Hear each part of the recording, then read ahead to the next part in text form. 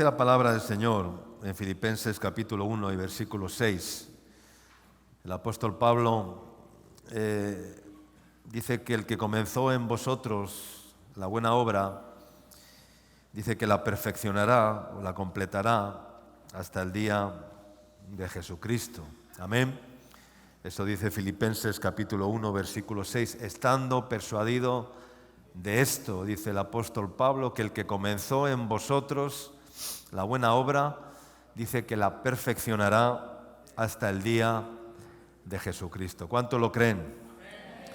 Creo que hay muchas personas acá, pues que quizás estén desanimadas o posiblemente crean pues que su vida espiritual ha llegado a un tope o están ahí en un dique seco o en una estabilidad aparente, ¿no? Y en una situación en la que dicen, bueno, pues aquí seguimos, aquí vamos, aquí estamos y como que no pasa nada, ¿no? Y que creen pues que posiblemente los cambios, en caso de que vaya a haberlos, pues van a ser también muy lentos, en el caso de que los haya. Pero la obra, hermanos, la obra es de Dios. ¿Cuánto dicen amén? Y Dios ha prometido terminar su obra en nosotros. Esa es mi esperanza, esa es mi confianza. Y cuando veo la obra de Dios a veces tan lenta en algunas personas, pues yo digo, quizás hasta aquí ha llegado esta persona, ¿no? Quizás hasta aquí. Pero luego el Señor me dice, no, Dios ha prometido hacer su obra en nosotros. Dios ha prometido completar su obra en nosotros. Dios ha establecido y Él quiere perfeccionar su obra en nosotros, ¿no? A veces veo en la iglesia, veo entre nosotros personas que son como Jacob. Jacob era un hombre que lo tenía todo o lo tuvo todo en contra, ¿verdad? Nació en unas condiciones adversas y casi imposibles, porque nació trabado del calcañar de su hermano, ¿verdad? Y él era un hombre, pues, temperamentalmente, un hombre tarado, ¿no? Con muchos defectos, ¿verdad? Temperamentalmente, ¿no? Que había recibido, tal vez en su genética, pues no muchas herramientas o no muchos dones para convertirse en lo que luego al final se convirtió. Su situación familiar fue también en contra, todo lo tuvo que hacer a través de mucho esfuerzo, de mucho trabajo, de muchas contrariedades. Su padre no ponía los ojos en él porque fue el segundo y todo su corazón estaba puesto en su hermano. Fue impedido, ¿no? Pero la historia cuenta que al final él obtuvo el premio, por decirlo de alguna manera, de su constancia, ¿no? Y el premio pues fue encontrarse con Dios, y Dios hizo el milagro, y el milagro fue que Dios cambió su carácter, que Dios cambió su temperamento, que Dios quitó sus marcas del pasado, sus huellas, y Dios le dijo, ya no te llamarás más Jacob, ahora te llamarás Israel, que es príncipe de Dios. ¿Cuánto dicen amén? Y ya el temperamento y las taras o los defectos emocionales y todas las carencias afectivas, pues y su deformación, ¿no? Por causa de los engaños y las mentiras vividas en su vida, pues o la deformación por causa de, y esto es para ti también, la deformación en tu carácter, en tu temperamento, por causas, por el pecado, por defectos, por heridas emocionales, ¿verdad? Pues no van a tener ya más poder en tu vida, porque el Señor le dijo, has luchado con Dios y has vencido. Amén. Has luchado con Dios y has vencido, ¿no? Tuvo un enfrentamiento con Dios, el ángel del Señor lo visitó, dice, y luchó con el ángel de Dios, dice, hasta que rayaba el alba, ¿no? Y el ángel de Dios le tuvo que herir, le tuvo que descoyuntar, salió herido, ¿verdad? Salió cojo de aquella lucha, pero salió transformado, salió cambiado, ¿verdad? Y fue un hombre nuevo, un hombre diferente. ¿Cuánto dicen amén? Y hermanos míos, si lo puedes creer, pues tendrás esperanza y fuerzas cada día para seguir luchando, ¿no? Porque la obra de Dios no se ha acabado. Yo veo la obra de Dios como una casa, a veces a medio construir, pero que Dios va a hacer su obra, ¿no? Muchas veces ven difícil la culminación de la obra de Dios y miran en determinados momentos en sus vidas y parece pues que hay una obra inconclusa. Incluso hay mucho escombro, hay mucho polvo, hay mucha basura, ¿no? Y vemos algo como un caos, ¿no? Pero hay un ingeniero, hermanos, que está detrás de todo. Hay un arquitecto que tiene los planos diseñados, ¿no? Que él ve un trabajo acabado en nuestras vidas si nosotros nos ponemos en manos del arquitecto, en manos del constructor, que es Dios. Él es el que construye, Él es el que hace, Él es el que quita, el que da, el que añade, el que pone, el que envía, el que quita, el que pone, el que hace todas las cosas, ¿no? Y nos tenemos que dejar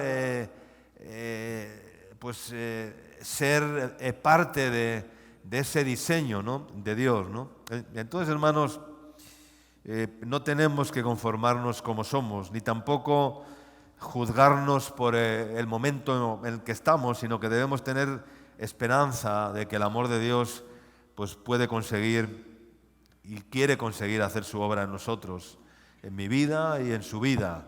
Yo estoy convencido de que el amor de Dios es lo que nos dignifica y el amor de Dios es el que nos embellece. Y por eso Pablo decía en Filipenses que todo lo tenía por basura para ganar a Cristo, para conocer a Cristo, para conocer el amor de Dios que excede a todo conocimiento, ¿no? Y ese amor el que nos ha motivado a avanzar en mi vida es el amor de Dios el que ha permitido que yo avance y que deje atrás pues todo aquello que tengo que dejar atrás o que he tenido que dejar atrás. Es su amor que forja nuestro carácter. No son solamente las disciplinas, no son solamente las doctrinas severas, ¿no? Es el amor que nos incentiva para que volvamos al origen, porque fue la falta de amor lo que hizo que el hombre se fuera destruyendo, ¿no? El hombre se alejó del amor de Dios y cuando el hombre se aleja del amor de Dios, pues el hombre se deteriora. En la parábola del hijo pródigo, la Escritura nos dice que el padre estaba esperando al hijo y el hijo pródigo estaba bastante deteriorado y está muy bien representado en esa parábola cuando dice que estaba con los cerdos comiendo en la pocilga lo que comían los cerdos, ¿no? Y ¿por causa de qué? Por causa del pecado y por causa de qué? De la ausencia del amor de Dios en su vida. Pero el padre dice que lo esperó y el padre lo recibió y el padre lo abrazó. Y sí es cierto que puso vestido, puso anillo en su dedo y sí es cierto que lo vistió, que lo adecentó exteriormente, pero lo más maravilloso de esta historia es que al regresar a la casa, el padre lo recibe ¿cómo? Lo recibe haciendo ¿qué? Haciendo una fiesta. ¿Cuánto dicen amén? Matando el becerro más gordo. Y ese becerro sacrificado manifiesta a Cristo, ¿no? El amor del Padre que ama por encima de todo. Y esa fiesta representa el amor de Dios recibiendo a un hijo, recibiendo a alguien que se había extraviado y que se había alejado del amor de Dios. Era el retorno, digamos, al amor de Dios. Hoy quiero escoger una historia bíblica en el libro de Nehemías y la reconstrucción de Jerusalén como una metáfora del plan de Dios, de la reconstrucción que Dios quiere hacer en nuestras vidas y en nuestro carácter. Vamos a leer Nehemías capítulo 1, versículos del 1 al 3. Dice, palabra de Nehemías, hijo de Acalías. Aconteció en el mes de Quisleu, en el año 20, estando yo en Susa, capital del reino, que vino Ananí, uno de mis hermanos, con algunos varones de Judá, y les pregunté por los judíos que habían escapado, que habían quedado de la cautividad y por Jerusalén. Y me dijeron, el remanente, los que quedaron en la cautividad, allí en la provincia, están en un gran mal y en afrenta, y el muro de Jerusalén derribado, y sus puertas quemadas a fuego. Amén. Nehemías es un tipo de Cristo y del Espíritu Santo, que tiene la carga intercesora y de ver cómo el pueblo de Dios pues tiene dos aspectos que marcan definitivamente y que traen oprobio y vergüenza al pueblo de Dios. Estos dos aspectos son los muros y son las puertas. Los muros siempre van a representar nuestro carácter, porque de cada piedra que compone ese muro es una verdad viva, es una revelación que edifica nuestras vidas y que define quiénes somos y define lo que nos diferencia de los demás. Es el muro lo que nos da identidad, y las puertas nos hablan de relaciones, porque las puertas se abren y se cierran. ¿Cuánto dicen amén? Sin muro, sin la identidad y el carácter bien formado en nuestras vidas, si no hay muros, no habrá identidad, y por lo tanto habrá una invasión continua del ambiente externo, porque no hay buenas estructuras creadas en nuestras vidas, y necesitamos esas verdades bien arraigadas en nuestras vidas para formar el carácter de Cristo en nosotros. Son las verdades de Dios arraigadas en nuestros corazones, en nuestras mentes, lo que nos hace fuertes. ¿Cuántos dicen amén? Esas son las piedras que componen el muro, ¿verdad? Cada piedra es como una verdad revelada. Cada piedra es una revelación. Cada piedra es una verdad, es una enseñanza que tú has recibido, que yo he recibido y que me ha servido en mi vida y que me ha ido afianzando en el Señor, me ha ido transformando y ha creado en mí una fortaleza en mi vida. Y Dios quiere reconstruir nuestros muros. Nuestros muros no solamente nos permiten saber quiénes somos, sino que también evita que las invasiones puedan venir. El mayor problema de los jóvenes, especialmente, es que no tienen muro y son vulnerables a toda influencia externa y cualquier avance del enemigo. Es suficiente para penetrar dentro de su recinto, de su vida, y enturbiar, ensuciar, confundir, mezclar pensamientos. Pero también ocurre en los adultos, ¿no? que aún no han establecido en sus vidas estructuras sólidas, baluartes y defensas para evitar ser invadidos por los agentes externos que vienen a invadir nuestro interior, que vienen a invadir nuestro lugar santísimo, donde tenemos comunión con el Señor. ¿Cuánto dicen amén? Y por eso dice que Nehemías lloró al conocer la realidad de una Jerusalén, de una ciudad sin muros. Y yo veo acá muchas personas que no tienen muros en sus vidas. Se emocionan, tal vez, tienen buenos propósitos, tienen buenos deseos, pero rápidamente todo eso como que se diluye en sus vidas porque no tienen muros levantados. Pero Dios quiere reconstruir los muros en nuestras vidas para que seamos recintos de bendición. ¿Cuánto dicen amén? Para que seamos recintos de gracia de Dios, para que seamos recintos donde habite la presencia de Dios. Hoy hay por lo tanto una necesidad urgente, que es volver a poner nuevamente las bases doctrinales, ¿verdad? Los cimientos para volver a edificar el muro. La pasividad, el materialismo y la comodidad están debilitando la iglesia, hermanos. El materialismo, la pasividad y la comodidad están debilitando la iglesia y el pueblo de Dios. Pablo dijo: conforme a la gracia de Dios que me ha sido dada, yo como perito arquitecto puse el fundamento y otro edifica encima, pero cada uno mire cómo sobreedifica encima. Amén. Los muros tienen brechas, dejando entrar cualquier enemigo, porque la duda lleva a la incredulidad y la incredulidad a la desobediencia. Lo segundo que hemos dicho son las puertas, ¿verdad? Las puertas que son nuestras relaciones. Las puertas son nuestras relaciones. Dios quiere que nos relacionemos, por supuesto que sí, pero las puertas son para abrirlas y las puertas son para ¿qué? Son para cerrarlas, ¿no? Y habrá ocasiones en las cuales tienes que abrir la puerta y habrá ocasiones en las cuales tienes que cerrar la puerta, ¿no?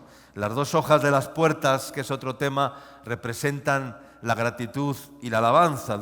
¿No dice el Salmo 100? Entrad por sus puertas con acción de gracias, y por sus atrios con alabanza, alabadle, bendecid su nombre, ¿no? Dice el Salmo 100, capítulo 4. Las puertas de la Jerusalén celestial se abren de par en par cuando el pueblo de Dios, con corazones llenos de gratitud, ofrecen el sacrificio de la alabanza, el sacrificio de la gratitud, la oración de gratitud, la oración de exaltación, de alabanza, de adoración.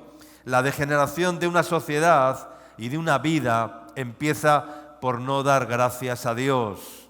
Y esto lo describe muy bien Romanos. Dice, pues habiendo conocido a Dios, dice, no le glorificaron como a Dios, ni le dieron gracias, sino que se envanecieron en sus razonamientos y su necio corazón, dice que fue entenebrecido, dice Romanos capítulo 1. Y después dice que Dios los entregó a pasiones vergonzosas, les entregó a la lascivia, se echaron varones con varones, no sé qué. Ahí nace el homosexualismo y tantas cosas, y las depravaciones sexuales. Dice que Dios los entregó, dice, por cuanto los hombres no glorificaron a Dios ni le dieron gracias, es decir, se envanecieron en sus propios razonamientos, y entonces su necio corazón, dice, que fue entenebrecido. Y en un corazón entenebrecido pueden entrar toda clase de demonios. En un corazón entenebrecido pueden entrar toda clase de espíritus inmundos. En un corazón entenebrecido pueden entrar toda clase de pasiones desordenadas, hermanos.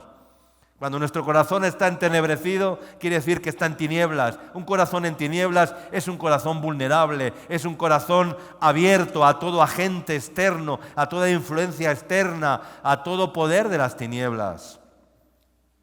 Pero las puertas son nuestras relaciones. Dios quiere establecer puertas y relaciones que sirvan para abrirlas y para cerrarlas. Son para abrirlas cuando tenemos que abrirlas y son para cerrarlas cuando tenemos que cerrarlas. Hay que cerrarlas al mundo, hay que cerrarlas al pecado, hay que cerrarlas a las malas experiencias o comentarios, hay que cerrarlas también a algunas relaciones.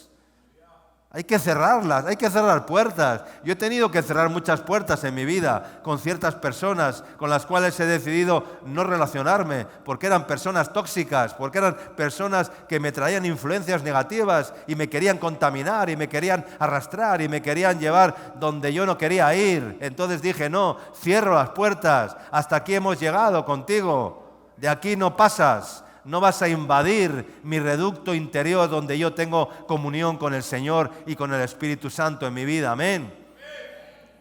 Pero muchas personas no saben cerrar puertas, no saben decir que no saben decir no, hasta aquí llegas, pero de aquí no vas a pasar, de aquí no me vas a invadir con tus comentarios, no me vas a invadir con tus razonamientos, no me vas a invadir con tus con tus propuestas o con tus... No, hermano, no. Hasta aquí hemos llegado. Aunque te enemistes conmigo, me da igual. A veces las verdades ofenden, ¿verdad? Y cuando uno dice la verdad, se van a levantar enemigos. No te quepa ninguna duda. Cuando tú caminas en la verdad, se van a levantar muchos enemigos que van a venir contra ti. Amén. Pero eso nos hace fuertes y eso nos hace que no seamos vulnerables a las influencias externas.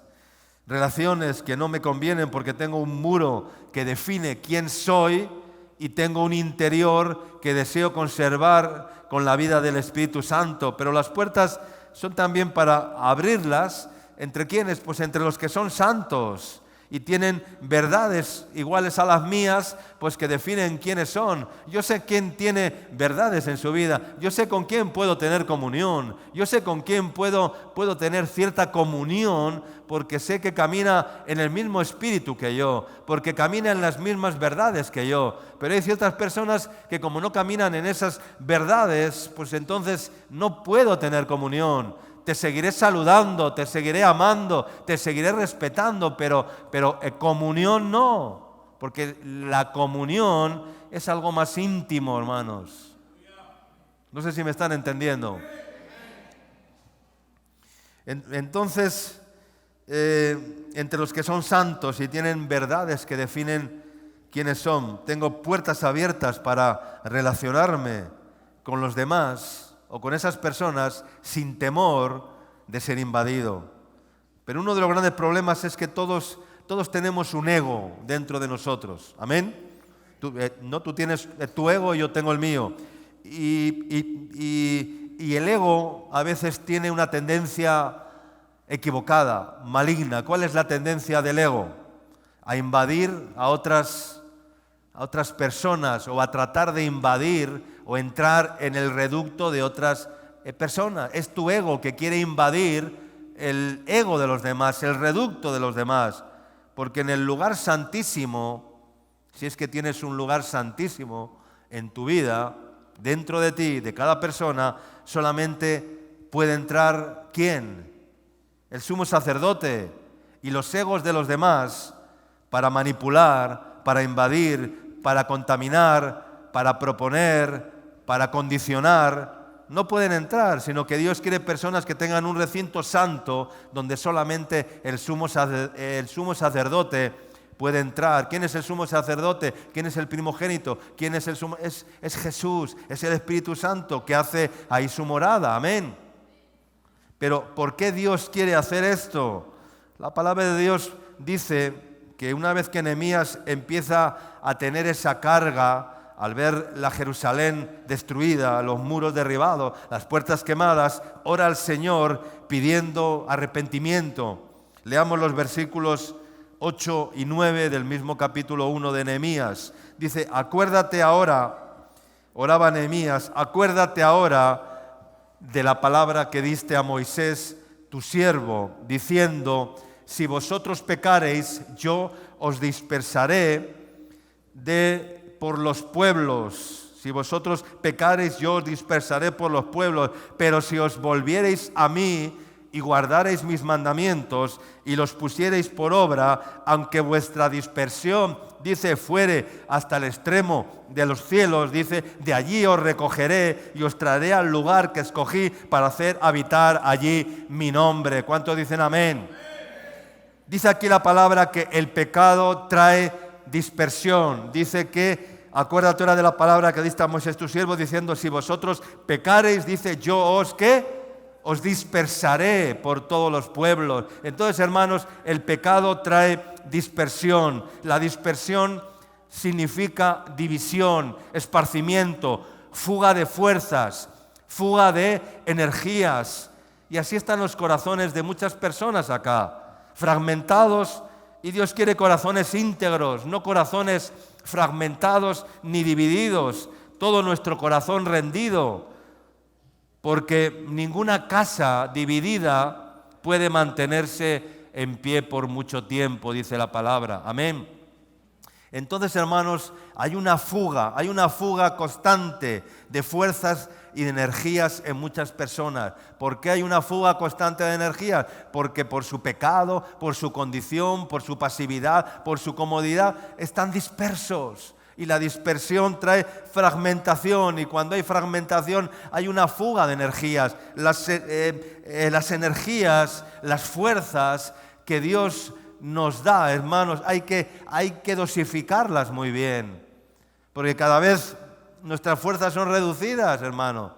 Uno se va haciendo mayor, la ley de la entropía, el cuerpo se cansa, ¿verdad? Y todo se debilita, pero, hermanos, los que esperan en el Señor tendrán nuevas fuerzas, dice la palabra, amén. Pero esas fuerzas no se pueden perder en cosas vanas, no se pueden malgastar en lo que no aprovecha, no se pueden gastar las energías en aquello que no sirve para nada.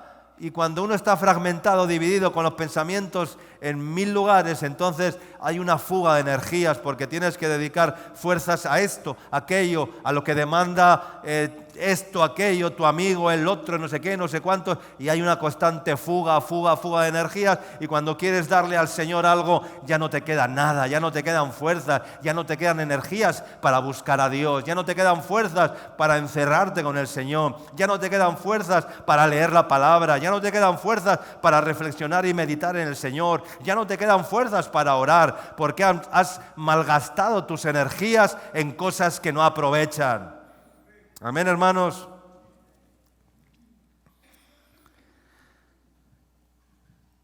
Y hay una fuga constante de energías. Y para ser felices en esta vida y hacer felices a los demás, se necesitan muchas energías. Amén. Se necesitan muchas fuerzas. Hace falta mucha energía para poder dedicar nuestras vidas a servir al Señor, a servir a los demás y no servirnos a nosotros mismos, porque Dios nos ha llamado a una vida en abundancia, ¿no? A una vida abundante. Y el hombre disperso está dividido, está fragmentado, sin fuerzas, es como un vidrio partido en 1000 pedazos. Pero, hermanos, Dios dice que si nos arrepentimos, que dice que Él nos va a ¿qué? Verso 9 dice que si nos arrepentimos, si os volvereis a mí y guardareis mis mandamientos y los pusiereis por obra, dice, aunque vuestra dispersión fuere hasta el extremo de los cielos, dice el Señor que de allí ¿qué? De allí os recogeré y os traeré al lugar que escogí para hacer habitar allí mi nombre. Amén.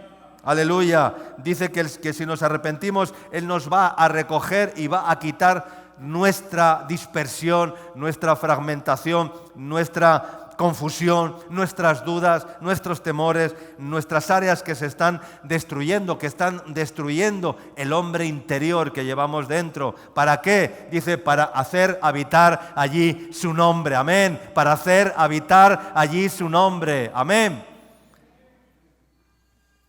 Es como decir que Dios va a poner en ti su gloria. Hemos cantado esta mañana, levántate y resplandece porque ha venido tu luz y la gloria del Señor ha nacido sobre ti. Amén. Levántate y resplandece porque ha venido tu luz y la gloria del Señor ha nacido sobre ti.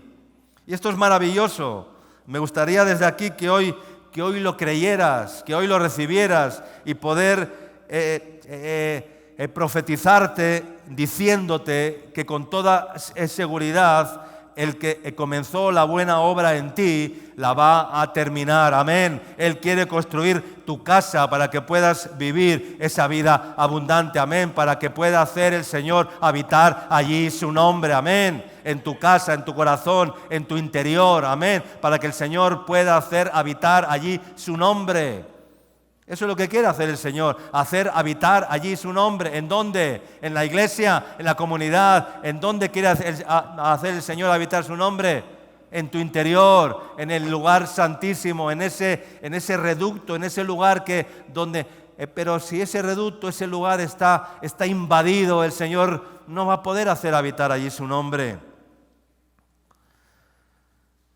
Pero no todo le fue fácil a Nehemías. Dice la palabra que cuando llegó a la ciudad encontró una ciudad en ruinas, escombros por todo lado. No había lugar incluso ni por dónde caminar. ni los caballos incluso podían pasar porque estaba lleno de piedras, lleno de escombros, ni los caballos podían pasar. Y ataques por parte de algunos opositores que querían detener la obra de reconstrucción emprendida por Nehemías. Pero Nehemías tuvo la pasión para ayudar y dijo: vamos a pelear para recuperar lo perdido. Merece la pena para que no estemos ya más en oprobio, dijo. Amén. Hay mucho oprobio entre nosotros. ¿Qué es el oprobio? ¿Qué es el oprobio? Es la vergüenza. El oprobio es la vergüenza, hermanos. Y cuando hablo de vergüenza, no hablo de la vergüenza de tener que hablar en público, porque esa vergüenza no. Hay otro tipo de vergüenza, ¿verdad? Hay oprobio, hay caídas, hay desastres personales, hay pérdidas familiares, hay pérdidas espirituales por caídas y pecados sucios y groseros, por debilidades, amén, porque han entrado los enemigos, porque los muros siguen derribados y no son lugares santos donde habita el Espíritu Santo. Y entonces, cuando no somos ese lugar, entonces parece como que somos tierra de todos. Tierra de todos, donde todos pueden pisar, donde todos pueden caminar, donde todos pueden entrar, donde todos pueden opinar, donde todos pueden decirte algo, hermano. Yo no soy tierra de todos, yo soy tierra de Dios, amén. Yo no soy tierra de todos. Tú no puedes entrar en mi casa no hablo de mi casa física, hablo de mi casa espiritual, ¿verdad? Si no comparto la misma tierra, la misma experiencia, la misma vida, hermano. Pero no podemos ser tierra de todos. Hay personas que quieren ser tierra de todos, que quieren tener comunión con todos, que quieren quedar bien con todos, que quieren llevarse bien con todo el mundo. Y esto no es posible, hermano. Hazte valorar, dignifica el nombre de Cristo en tu vida, amén. Hazte respetar. Hazte respetar y di: no, yo soy tierra de Dios. ¿Cuánto dicen amén? Yo soy tierra santa y tú no vas a entrar aquí, amén, porque tú no eres tierra santa, amén. No vas a entrar. Entonces, hermanos, decía que hay mucho oprobio por ese motivo. Una persona avergonzada es una persona débil, es una persona que no tiene fuerzas. Yo no sé si te has sentido avergonzado alguna vez porque has hecho algo que ha sido descubierto, ¿verdad? Por los demás, por la autoridad, por el pastor.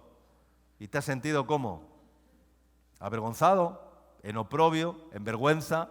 Cuando uno está en vergüenza es una persona débil, sin fuerzas. Una persona avergonzada es una persona que no tiene fuerzas, que no tiene vigor, que no tiene energías, porque está tan avergonzado y está tan que únicamente quiere esconderse y no enfrentar su error, su pecado, su tara, su falla. Y entonces, hermanos, quiero decir que eso es porque los muros siguen derribados y no son lugares santos donde habita el Espíritu Santo. Entran en su casa, pues entran todas las influencias externas, ¿verdad? El mundo ha entrado en nuestras comunidades, las redes sociales, el internet, los medios de comunicación y todas las cosas han entrado en nuestros hogares, en nuestros hijos incluso, y todo está mezclado y el pueblo está debilitado y por eso hay oprobio y hay vergüenza. Y por eso es tan importante que edifiquemos la estructura que va a definir tu persona. Hermanos, tu persona no es lo que tú representas. Si un día me quitaran el cargo, me quitaran la posición que ocupo dentro del ministerio, pues yo seguiría siendo quien soy, porque un día nos vamos a tener que despojar definitivamente de todos los accesorios. ¿Amén o no? El día de la muerte te vas a tener que despojar de todo. Pero tenemos que prepararnos ya en este caminar de irnos despojando un poco y estar preparados para ese despojamiento final que un día vamos a tener que enfrentar. Y ese día solo quedará pues lo más íntimo de nuestro ser, que es que es la persona. Es la persona, eres tú, es tu persona. No todos los accesorios van a ser quitados. Un día te quitarán los accesorios. Un día los accesorios serán quitados. ¿Y qué quedará de ti? Pues quedará tu persona. Quedará tu persona. Y eso es lo que hay que valorar y eso es lo que tenemos que cuidar. Es nuestra persona, es nuestro hombre interior. Amén. Dice el capítulo 4 de Nehemías, versículos 1 y 2. No fue fácil. Cuando los enemigos entendieron lo que querían hacer, menospreciaron. Dijeron, estos judíos, ¿qué van a hacer?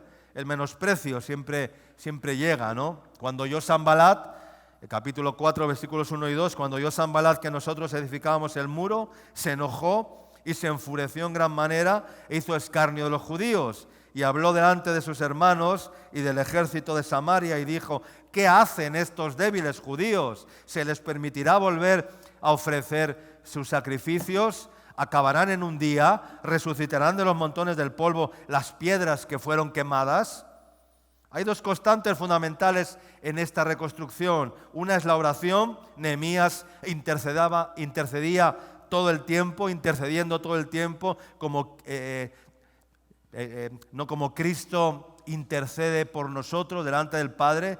Y otra eran los ataques continuos de los enemigos, porque al diablo no le gusta que tú estés defendiendo tu lugar santísimo, tu intimidad. Se enoja de que seas valiente cuando te antepones y eres diferente a los demás, marcando el perímetro y diciendo hasta aquí llego yo y hasta aquí llegas tú. Amén. El enemigo no quiere que estés firme en la roca porque entonces no te puede destruir, no te puede robar, no te puede matar la fe, porque tengo una estructura de piedras, de verdades, de palabras que he recibido en mi vida, de revelaciones que han servido en mi vida, de profecías que se han cumplido en mi vida y que me confirman y que me dicen que lo que el enemigo me ofrece pues no me interesa para nada. Amén. Jóvenes que no tenéis muro, jóvenes que no tenéis muro, que cualquier viento de este mundo, cualquier cosa os seduce, en el Señor solamente es quien va a poder hacer de ti algo maravilloso si le dejáis hacer su obra en vosotros. Amén. Solamente el amor de Dios, solamente el amor de Dios puede hacerlo. Y a veces como Nehemías, pues nos desanimamos por la cantidad de escombro que hay en las vidas, pero debemos seguir trabajando, debemos tener ánimo para trabajar, dice la palabra, como dice el resto de ese capítulo. Pero para ir avanzando, en el capítulo 5 de Nehemías, sin leerlo, estoy parafraseando el libro, encontramos algo muy interesante. En el capítulo 5, después de que Nehemías comenzara la obra de reconstrucción y hubo ya reconstruido gran parte de los muros, se encontró con un gran problema social dentro del pueblo. Era que todos estaban como endeudados. Estaban endeudados. La falta de carácter, la falta de cobertura había traído debilidad y pobreza en medio del pueblo.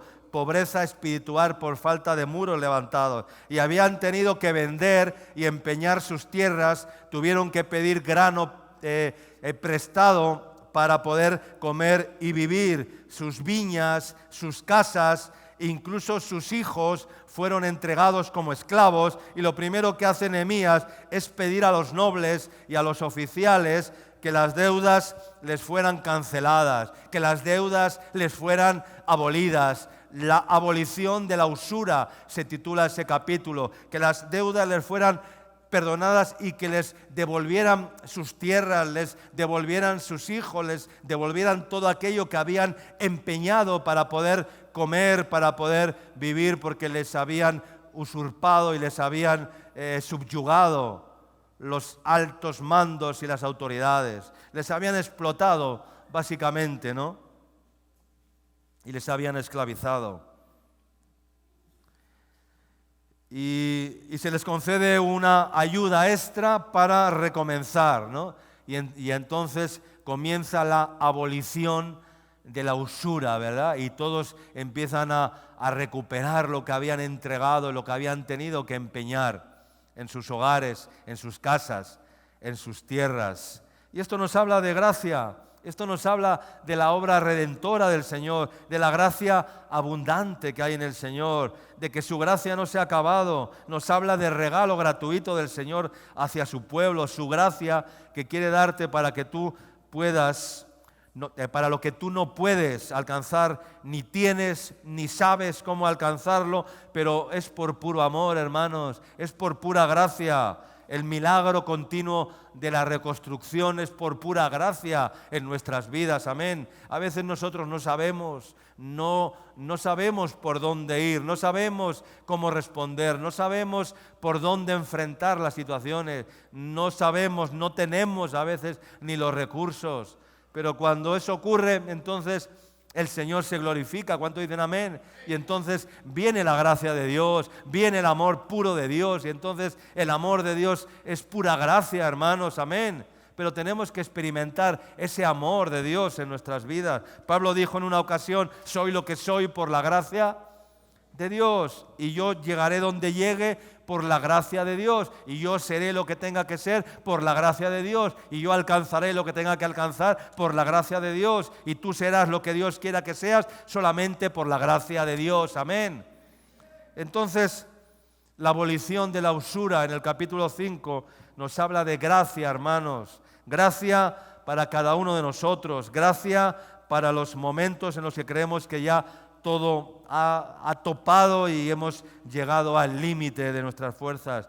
Pero llegamos al capítulo 7, en el verso 1, donde nos habla de que ya los muros estaban acabados, las puertas colocadas, pero la ciudad estaba sin una reconstrucción interna. Verso 4, es decir, en las casas tampoco estaban aún los servicios terminados, ¿no? Dice el versículo 1 al 4, dice: luego que el muro fue edificado, leamos, capítulo 7, versículos del 1 al 4, dice: luego que el muro fue edificado y colocadas las puertas y fueron señalados porteros y cantores y levitas, mandé a mi hermano Ananí y Ananías, jefe de la fortaleza de Jerusalén, porque este era varón de verdad, temeroso de Dios más que muchos, y les dije: no se abran las puertas de Jerusalén hasta que caliente el sol, y aunque haya gente allí, cerrad las puertas y atrancadlas, y señalé guardas de los moradores de Jerusalén,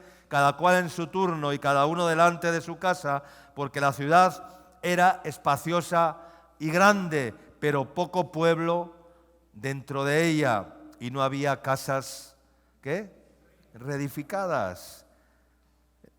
Lo más importante había sido reconstruir el ¿qué? El perímetro, reconstruir los muros, pero faltaba levantar ¿qué? El altar dentro de las casas, amén. Faltaban los servicios, es como reconstruir una casa, pero luego tienes que meter ¿qué? Tienes que meter la cometida de luz, tienes que meter la cometida de agua, tienes que meter los desagües, tienes que meter esto y aquello, porque si no, ¿de qué sirve la casa, los muros levantados, si luego no hay servicios dentro, si no hay acabados, no se puede vivir ahí? Entonces, eso es lo que faltaba. Habían reconstruido el perímetro, habían levantado los muros, habían colocado las puertas, habían colocado guardas, pero dice que la ciudad era espaciosa y grande, pero poco pueblo dentro de ella, y las casas no habían sido reedificadas. ¿Por qué había poco pueblo dentro de ella? Pues porque carecían ¿de qué? Carecían de servicios vitales, de los servicios mínimos, de los servicios básicos para poder vivir. Entonces no servía de nada. Y eso nos habla de que faltaba levantar ¿qué? El altar dentro de las casas. Amén. Faltaba levantar un altar dentro de las casas. Primero el muro, después de reconstruir los muros, hay que levantar el altar, hermanos. ¿Cuánto dicen amén? Pero vamos a ir por partes. Dios quiere levantarnos para restaurar la alabanza y la adoración en nuestras vidas, como veremos más adelante. Pero nos habla también de que las puertas tenían que estar cerradas durante la noche. Nos habla de la quietud, las puertas cerradas durante la noche. Esto me habla de la quietud y de la espera, que tenemos que tener en el Señor. ¿Cuánto dicen amén? Antes de la llenura del Espíritu Santo. En el capítulo 8 nos habla que Esdras comienza a leer la palabra de Dios al pueblo. Leamos Esdras Nehemías, capítulo 8, versículos 1 en adelante. Es un poco extenso, espero poder terminar. Dice, y se juntó todo el pueblo como un solo hombre en la plaza que está delante de la puerta de las aguas, y dijeron a Esdras, el escriba, que trajese el libro de la ley de Moisés, la cual Jehová había dado a Israel. Y el sacerdote Esdras trajo la ley delante de la congregación, así de hombres como de mujeres y de todos los que podían entender, el primer día del mes séptimo, y leyó en el libro delante de la plaza que está delante de la puerta de las aguas, desde el alba hasta el mediodía. Leyó el libro, dice, desde el amanecer hasta el mediodía. No sé cuántas horas serían, pero creo que desde el alba, desde el amanecer hasta el mediodía, creo que sean un poco de horas, en presencia de hombres y mujeres y de todos los que podían entender, y los oídos de todo el pueblo estaban atentos al libro de la ley. Amén. ¿Cómo estaban? Atentos. Y el escriba Esdras estaba sobre un púlpito de madera. Hoy tenemos púlpitos de vidrio, de acrílico, de no sé qué, psicodélicos. Allí no, era un púlpito de madera que había hecho para ello. Y junto a él estaban Metatías, Semán, Anías, Urías, Hilcías, Masías a su mano derecha y a su mano izquierda, Pedaías, Misael, Malquías, Susún, bueno, una serie de personajes. Dice, abrió pues Esdras, dice, el libro a ojos de todo el pueblo, porque estaba más alto que todo el pueblo, y cuando lo abrió, dice, todo el pueblo estuvo, ¿qué? Estuvo atento. ¿Estás atento en esta mañana? Bendijo entonces Esdras a Jehová y dijo, Dios grande, y todo el pueblo respondió, amén, amén. ¿Alzando qué? Alzando sus manos, y se humillaron y alabaron al Señor, inclinados a tierra. Y los levitas, una serie de levitas, dice, hacían entender al pueblo la ley, y el pueblo estuvo, ¿qué? Otra vez, atento en su lugar. Amén. Y leían el libro de la ley de Dios claramente, y ponían, ¿qué? Ponían el sentido. Algunos han perdido el sentido y tienen la mente entenebrecida, y entonces no pueden poner el sentido. Yo veo aquí personas que no pueden poner el sentido. Ponían el sentido común, el sentido, o sea, ponían atención, ponían el sentido para poder, ¿qué? Para poder entender, porque si no podían entender. Ponían el sentido de modo que entendiesen, ¿qué? Entendiesen la lectura. Y Nehemías, el gobernador, y el sacerdote Esdras, escriba, y los levitas, que hacían entender al pueblo, dijeron a todo el pueblo, día santo es a Jehová nuestro Dios. No os entristezcáis ni lloréis, porque todo el pueblo lloraba leyendo las palabras de la ley. Qué hermoso sería un día experimentar esto en la iglesia, ¿verdad? Que todo el pueblo llorase leyendo las palabras de la ley. Luego les dijo, id, comed grosuras, bebed vino dulce y enviad porciones a los que no tienen nada preparado, porque día santo es a nuestro Señor. No os entristezcáis, porque el gozo del Señor es vuestra fuerza. Amén. Los levitas pues hacían callar a todo el pueblo diciendo, callad, porque es día santo, no os entristezcáis. Y todo el pueblo se fue a comer y a beber y a obsequiar porciones y a gozar de grande alegría, porque habían, ¿qué? Entendido las palabras que les habían enseñado. Amén. Enseñaba, predicaba para que el pueblo entendiese la palabra, y les habla del día santo del Señor, del día gozoso. Está hablando de la llenura del Espíritu Santo, y Dios quiere derramar ese gozo en nuestras vidas, en las que no se pierda su llenura, que la retengan, pero si no tenemos los muros reconstruidos, en nosotros se va a perder, y el enemigo va a venir a robar y a robar y a robar y a robar una y otra vez, hermanos. El capítulo dice, id y comed grosuras, gozaos, no comed grosuras, enviad porciones, bebed vino dulce, el vino del Espíritu Santo. Habla de la experiencia en el Señor, de la llenura del Espíritu Santo. En el capítulo 12 nos habla de la restauración de la alabanza. Dios nos dice en su palabra que Él busca adoradores que le adoren en espíritu y en verdad. Y esto es lo que Dios y el Espíritu Santo quieren hacer, restaurar la alabanza y la adoración en la iglesia también. Porque dice la palabra del profeta Amós, cuando sea restaurado el tabernáculo caído de David, entonces los gentiles vendrán a ti. Amén. ¿Cuál es el tabernáculo caído de David?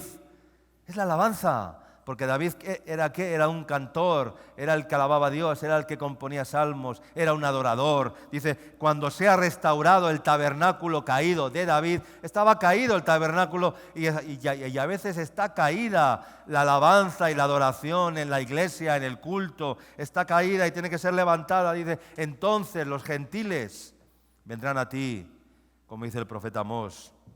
El tabernáculo de David nos habla de la alabanza, es el lugar donde la presencia de Dios está y nosotros podemos entrar en su presencia. Todo el capítulo 12 nos habla de la restauración del culto. Y hermanos, necesitamos restaurar el culto, en el sentido que tenemos que tener cultos que son la consecuencia de nuestra vida espiritual. Los cultos son la consecuencia de la vida espiritual de la iglesia, no es otra cosa. O sea, el culto refleja el nivel espiritual que tiene la iglesia. Y qué difícil es el domingo, ¿verdad? Tener un culto donde Dios se glorifique, porque el domingo viene después del ¿qué? Después del sábado, ¿verdad? Y el sábado es el día en el que sábado es sabadete, pues buena comida, buena no sé qué, no sé cuántos, y todo relajado, y nada del Señor, y luego llega el domingo y nos cuesta, ¿verdad? Celebrar al Señor, nos cuesta venir a la iglesia a celebrar al Señor, nos cuesta prestar atención, nos cuesta porque pues nos hemos acomodado, hemos perdido la concentración. Y el capítulo 13, para terminar este precioso libro, nos habla de algo maravilloso. Nuevamente, de repente, Nehemías se da cuenta que nadie respetaba ni guardaba el día de reposo. Estaban los muros colocadas las puertas, la palabra había sido oída con atención, había sido entendida, el gozo del Espíritu Santo había venido sobre el pueblo, la alabanza había sido restaurada, el culto había sido restaurado, pero el mercantilismo hacía que en las puertas se abrían a los mercaderes, incluso en el día de reposo. Y se enfadó muchísimo Nehemías. Y se esforzó porque ve que no se había restaurado el Sabbat, el reposo, ¿verdad? Porque el reposo es lo que Dios dice. Cuando Dios mira su obra y ve que todo es bueno, ¿qué dice que hace Dios? ¿Qué hizo Dios cuando vio que todo estaba terminado? Dice que Dios reposó. Cuando Dios vio que todo haya sido creado, dice que al séptimo día descansó. Hermanos, no se puede reposar de corazón si no hay una obra acabada. No se puede, no hay reposo si no hay una obra acabada, ¿verdad? No se puede descansar hasta que la obra no haya sido acabada, ¿verdad? Yo no me voy a la cama hasta que todo no está recogido en mi casa, ¿verdad? Y la mujer deberían de ningún plato en el fregadero, ¿verdad? De todos los platos recogidos, toda la loza recogida, todo bien lavado y entonces a descansar. ¿Cuántas dicen amén? Claro. Porque no se puede reposar si has dejado algo por ahí, hermano. Yo no puedo reposar cuando tengo trabajos a medio terminar, cuando tengo cosas inconclusas, cuando tengo cosas pendientes. No puedo descansar, pero cuando todo está terminado, entonces dices, aleluya, reposas en el Señor, amén. Y ese es el reposo de Dios. La obra terminada es el reposo de Dios. La paz de Dios, ¿verdad? La obra terminada. Y ese es el reposo de Dios, hermanos. Dios nos dice en el libro de los Hebreos que por la dureza de sus corazones no entraron en su reposo. Dice, no entrarán en mi reposo. Por la dureza de nuestros corazones quedamos excluidos del lugar de paz, de reposo y de seguridad. Amén. Y ese día llega Nehemías y mira y ve que alguien se había hecho, no lo voy a leer, lo voy a comentar en el capítulo 13, que alguien, un tal llamado Tobías, creo, se había hecho una cámara dentro del templo, en los atrios de la casa de Dios, para guardar sus enseres, para guardar sus muebles, sus cachivaches. O sea, había cogido un cuartito dentro del templo y en vez de que era el lugar para guardar los utensilios santos y sagrados, había cogido un cobertizo, un cuartito, y allí había metido sus chécheres viejos, su reciclaje, su no sé qué, no sé cuántos, y había hecho de aquello una... Y entonces Nehemías lo ve y dice, pero ¿tú qué andas aquí? ¿Qué te crees que es esto? O sea, saca todos estos cachivaches de la casa de Dios. Estás ensuciando la casa de Dios, ¿verdad? Y entonces agarró todos sus muebles y todos sus enseres enfurecido y los arrojó fuera de la cámara y ordenó limpiar la cámara para hacer volver los utensilios de la casa de Dios, las ofrendas, el incienso y todas las cosas. Amén. Porque había metido en la casa de Dios, se le había ocurrido, voy a hacer un lugar aquí, voy a meter... A veces queremos meter en la casa de Dios lo que no es de Dios, hermanos. Queremos guardar en la casa de Dios lo que no es de Dios. Y queremos venir a la casa de Dios con... con lo que no puede convivir en la casa de Dios. Hay que sacarlo, hay que limpiar las cámaras. ¿Se dan cuenta, hermanos? Y termina el libro diciendo, y oramos, verso 31, dice, acuérdate de mí, Dios mío, para bien. Amén.